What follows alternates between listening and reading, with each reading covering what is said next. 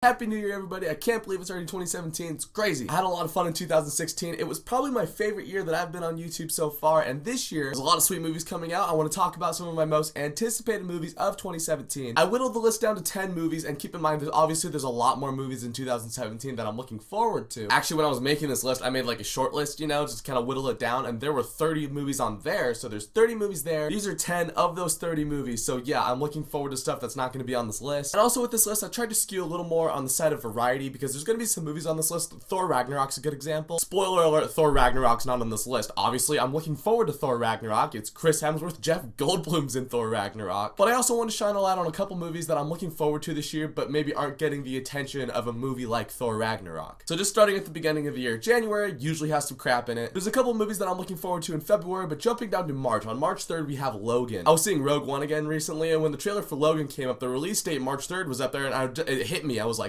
that's in 2 months. This is one of a couple movies on this list that I was looking forward to, but then when I saw the trailer for the movie, I was like, yeah, I gotta keep an eye out for that movie. I was someone who really liked James Mangold's Wolverine movie. I thought it was a really cool character study on the character of Wolverine. The trailer for that movie looked really good. It's really somber. It's gonna be a bummer to see Hugh Jackman in his last turn as Wolverine. This thing looks like The Last of Us with Wolverine. That looks cool. Although I don't want to watch Xavier die though. I mean, I guess we saw him die in X-Men 3, but this just looks like a more emotional, sad version of that. I don't want to have to watch that. I hope it's really good emotional send-off for both Patrick Stewart and Hugh Jackman. So yeah, Wolverine's on March 3rd. By the way, the month of March is insane because you have Logan and then you have Kong Skull Island, which didn't make this list, although I'm looking forward to it. And then on March 17th, the next movie I have on here is Beauty and the Beast. Beauty and the Beast is one of my favorite Disney movies of all time. It is top 3 as far as Disney animated movies. My top 3, Peter Pan, Lion King, Beauty and the Beast. Those are just my favorite, absolute favorite Disney movies. I feel like Beauty and the Beast is Disney's crowning achievement as far as princess and fairy tale musical movies. And another movie where I was looking forward to it, but the trailers, this movie looks amazing. Movies like Cinderella, Pete's Dragon, The Jungle Book, I can kind of see where they can improve from the original, although I love those original movies. Well, most of them. I haven't seen Pete's Dragon. With this one, I don't know how they're going to improve on it, but I do want to see this fairy tale. I'm interested. I don't know if it's going to be better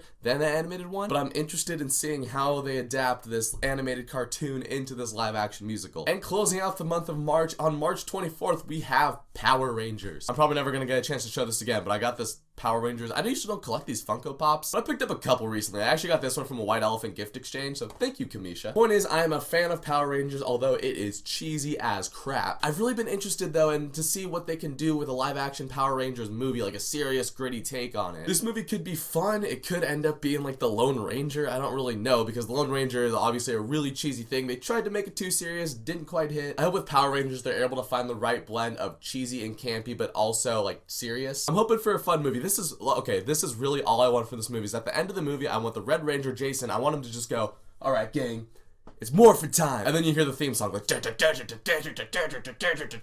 they do that in this movie, I will have at least some fun with it. And jumping down into summer, on June 2nd, we have Captain Underpants. Yes, obviously I'm looking forward to Wonder Woman as well. There might be another DC movie on this list, who knows, but the DC movies so far haven't really wowed me, so I was looking at June 2nd and I realized there's a Captain Underpants animated movie coming out, and from someone whose bookshelf basically consists of Harry Potter, Narnia, and Captain Underpants, I want to see this Captain Underpants movie. For those of you guys that don't know, Captain Underpants was this kid's book series. There's these 2 kids, Harold and George. They basically hypnotize their principal so that every time someone snaps their fingers, he turns into the superhero Captain Underpants. Ed Helms is playing Captain Underpants, and Kevin Hart is one of the kids, Harold or George, I forget which one. This movie could suck. I don't know. Nick Stoller is actually writing it, the guy that wrote the Neighbors movies. He also wrote Storks this year, which I didn't really love. I thought it was just kind of a passable movie. And I haven't seen a trailer for this movie yet, but it's Captain Underpants, guys. Come on. I had Captain Underpants on this list over Wonder Woman. I'm sorry. This is gonna be one of those videos I look back on like a year from now, and if Wonder Woman's great, I'm gonna be like, why did I put Captain Underpants over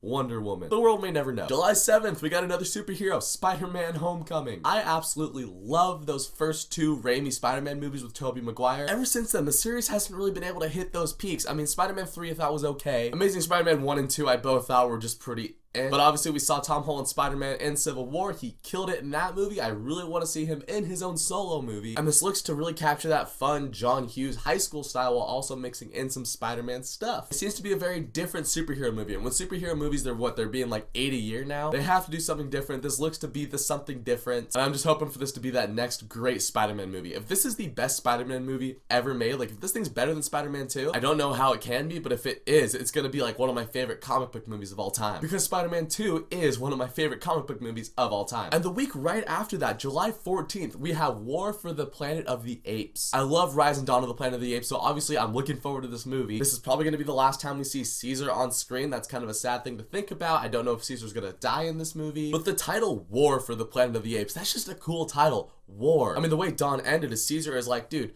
war's coming. And it's not really a fault of one side in particular, it's really a fault of both sides. Both sides have good and evil on them. These Apes movies have done a great job illustrating that, and I want to see this movie illustrate that further. And come on, apes fighting humans, apes on machine guns, horses, Gatling guns, helicopters. I want to see that. And on July 6th, we have Kingsman: The Golden Circle. I was ultimately trying to choose between putting Kingsman and John Wick on this list because I feel like the two are kind of similar. I'm still looking forward to John Wick, but I did put Kingsman on this list because I love the first Kingsman movie. I hear Colin Firth is coming back. Matthew Vaughn's returning to direct, and that's a really good thing because usually he does not come back from his sequels. Like the first Kick-Ass movie was great. The second Kick-Ass movie I enjoyed. I think I might have overhyped it a little bit when it came out, but I still like the movie. But it's clearly a step down from the first one. Days of Futures Past was nice because we had Bryan Singer come back. So I thought Days of Futures Past was better than First Class. My only concern with Kingsman is I don't know if they can strike gold twice because Kingsman is such a satire on spy movies. And so if they just kind of repeat the same jokes, I don't know if it's going to be as good. But if they do get this could really solidify Kingsman's place as a solid movie franchise. And then on October 27th, a movie that I had no idea was coming out. It's called God Particle. This movie is technically the third Cloverfield movie. In my top 10 best list of the year, I had Cloverfield, and I said, like, I don't know if they can make a third Cloverfield movie and make it better than 10 Cloverfield Lane. And then I had a viewer tell me they're making the third Cloverfield movie, so thank you for letting me know about that. I know nothing about this. I doubt we're gonna find out anything about this movie before like August. Maybe they'll sneak something in at Comic-Con because J.J. Abrams is still producing it. It looks to be a completely different cast. It's a different director. I'm basically going on this on the premise that I loved 10 Cloverfield Lane. So if this is similar to that, then I just have to put this on the list. November 17th, we got the big guns here.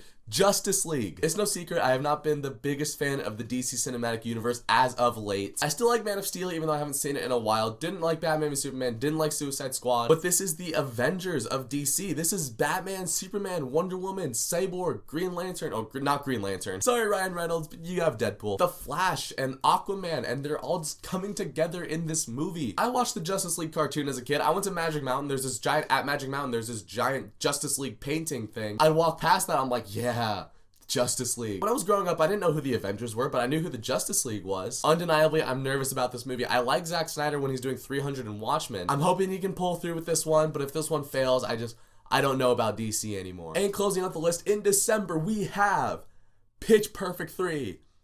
Just kidding, it's Star Wars. Star Wars Episode 8. Yes, I loved The Force Awakens. I loved Rogue One. I love the original Star Wars trilogy. This is going to make the list. This is kind of new territory because undeniably The Force Awakens did have a lot of comparisons to the original Star Wars movie. But you kind of have to do that and take that safe route so they're like, hey, audience, you can trust us. We're the new people, but we love Star Wars as well. And so with this one, I want to see them branch out into new territory. I feel like this one can't be like Empire Strikes Back. They have to make this into its own new thing, and I really want to see where they go with this. It's going to be a little sad now that Carrie Fisher has passed away. Seeing Carrie Fisher on screen, I hear Leia has a much bigger part in this movie, and her brother Luke Skywalker is also going to be in the movie training Rey. I want to see what they go with the character of Kylo Ren. I want to see Poe and Finn's dynamic grow more. I'm just glad there's another Star Wars movie I can look forward to this year. Obviously, in a few years, I'm going to be sick of Star Wars and be like, okay, no more Star Wars movies annually. But for now, you know, Episode 8.